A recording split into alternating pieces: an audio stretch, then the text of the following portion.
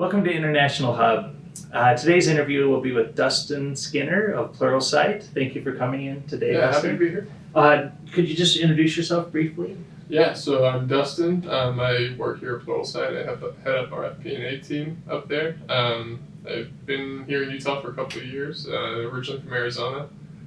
Grew up there, came up here to school at BYU, and after that worked in Arizona for a few years, and then went out to England to study out there, did a grad degree out there. Good. That's really what I want to focus in on. We have a lot of students here at BYU and other schools that are interested in getting international educational experience. So you went to Oxford to the Saïd school. That's right. Yeah. Can you talk a little bit like what prompted you to do that? Yeah. And then tell us more about the experience. Yeah, happy to. So probably kind of a roundabout series of things that took us out there. So I had previously done a study abroad here at BYU to London when I was 18.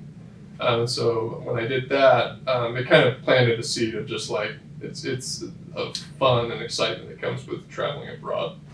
And so for me, I just kind of grew to love London and England in general. And so kind of all throughout my career and marriage as well, we had always kind of talked about like, oh, it'd be fun to have a stint or do something that's outside of the U.S. And I had always kind of also had like hopes and dreams of an MBA at some point. It was always kind of a could be type of thing in my future. And I took the GMAT, kind of started prepping all these materials, and it felt pretty good to apply to a few programs. Applied to Oxford just randomly. I just was kind of like, well, we had gone there, toured the city and the school when I was there when I was 18, and thought it was a pretty awesome little town. And so it was kind of, and everyone knows Oxford, and so for me, it kind of made a lot of sense to say, hey, maybe we should just go do this. They're an accelerated program, so for us, it was kind of the opportunity cost was fairly low as far as MBA programs, and for us, it just kind of made a lot of sense to go do it. And had a great time out there. We had our third child out there. Had a lot of kind of crazy life experiences out there, but had a wonderful time. So it's a 1-year program?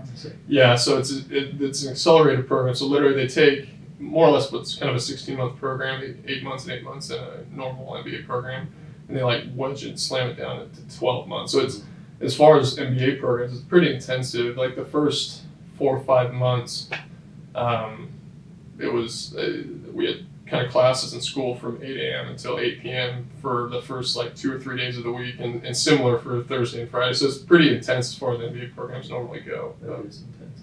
So tell me a bit about like what can a student expect to learn as they have like an international educational experience? Like, can you maybe give a couple of anecdotes or stories? Like, what were some of the things that maybe you expected to learn and learned, and maybe some of the unexpected things? I think everyone, when they think of an MBA program, it's like, oh, there's going to be so much content and classes I'm going to learn. And there is, but there also is so much content and things outside of the classroom that you can learn. And that's both through programs and activities, as well as just kind of meeting and learning about people that are different from you. I make up a very similar person as like a typical BYU person. Like when you're here at BYU, there's a lot of people that are very similar. Mm-hmm. At Oxford, there's a lot of people that are very dissimilar. Like tons of people that are very different from you. I think when they go through, like when you start the program, they go through and talk about how many. I think we had a few hundred students and representing like 160 or 180 countries or something like that, to where it's a massive swath of people coming from all over the world. And so naturally you have a lot of people that have far different life experiences from you. And so again, I point back to like, there's content from in the classroom that's awesome and lots of stuff that you can learn there, but there's so much outside of it as well. And also the makeup of Oxford is different from typical universities. And it's similar for a lot of schools throughout England. And then I guess I can't really speak to anything outside of England, but Oxford is made up of a variety of colleges, and so you at Saïd, when you go into the University of Oxford, you actually have to be assigned to a college as well, and so you have kind of this cohort of people through the Saïd Business School, but then you also have a connection into the wider university. And that I was assigned, I got in, I guess, to the Queen's College, which is just one of the variety of colleges there, and you can go there and go. It's kind of like a mess hall, but it's like this dinner that they have every night for all their students, and you go meet all these other students that are at that college that are studying quantum physics and all these different things that you can just associate with them and talk with them. I rowed when I was there, and so I got to meet a ton of different people. I learned how to row, and I learned a ton about a bunch of different people studying mathematics and all these different things that are outside of my typical wheelhouse that I just find highly valuable to learn about. So when you first started, I mean, 160, 180 countries, that's the whole world basically, and on the campus or in your program. Was it uncomfortable? Like did they do things to help you like acclimate or feel comfortable around that? Or what did you do personally to help you make those connections? Yeah, it's a great question. I think really quickly everyone realizes that everyone is different, and in a weird way that makes everyone feel pretty comfortable.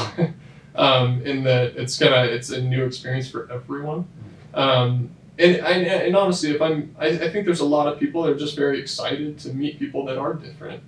There's a natural curiosity there that I think sometimes people are fearful of things that are different from them. But I think if you can kind of remove that for a moment, it actually turns into just the opposite, where you're actually kind of excited to learn about someone that's different from you.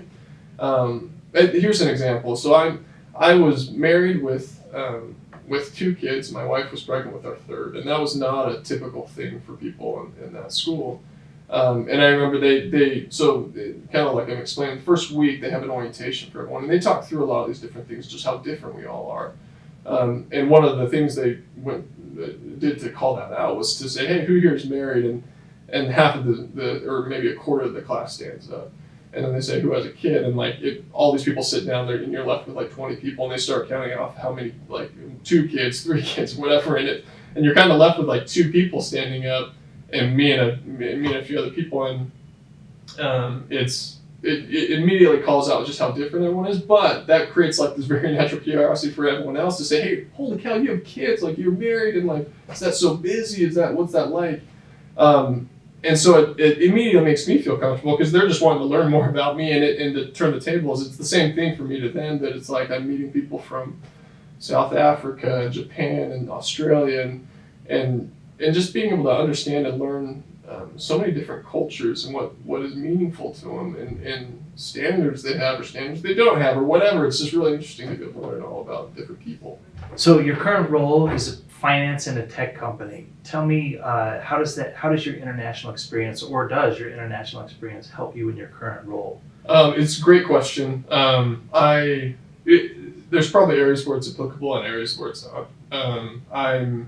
So we're a global company where I'm at, and so we have planning all across the world. So I help plan and budget for our entire company, and plan our our billings planning, our expense planning, our headcount, everything where we're gonna invest, what offices we're gonna grow. And so for me, it's become very useful, because we have a headquarters that's in Dublin. We have one that we're opening in Sydney, and just being able to understand kind of the global scope of things is very useful in that regard. Also, I think in general, so in FP&A and finance, you work with a lot of different organizations in the business, which means you're going to work with a lot of different personalities. And I think the better that you can work with different personalities from your own, and whether that's like a type A personality or someone that's more reserved or an introvert, an extrovert, whatever it is, you're going to deal with all that throughout the business. And that type of international experience opens you up to all of those things. And for me, it's provided kind of a useful experience to be able to work really well with different people. Even if we're in Utah and you have very similar people, even then you have those differences between how people interact and communicate. So for me, it's been very useful in that regard. And honestly, I feel like I'm still pretty young in my career, and I'm hoping that it provides further benefits, and that maybe we'll have another international stint that I can push my finance and international things together and work in Sydney or England some other time. But yeah. So if you had one piece of advice for an undergraduate student who was interested in gaining international experience, what advice would you give them? It's a great question. I'd probably say just push yourself. Get comfortable being uncomfortable. And that might mean different things to different people. For me, it was be naturally curious and learn about different things. Learn about, if you're in finance, learn about things that are outside of finance. Be open to different opportunities. Be open to hard things as well. I know the first thing that some people's reactions when we were telling, like, oh, we're going to England, they're like, oh my gosh, that sounds so hard. And for me, I think my wife and I had gotten comfortable with those types of things, that for me it wasn't a hard thing. It was way more of an exciting thing.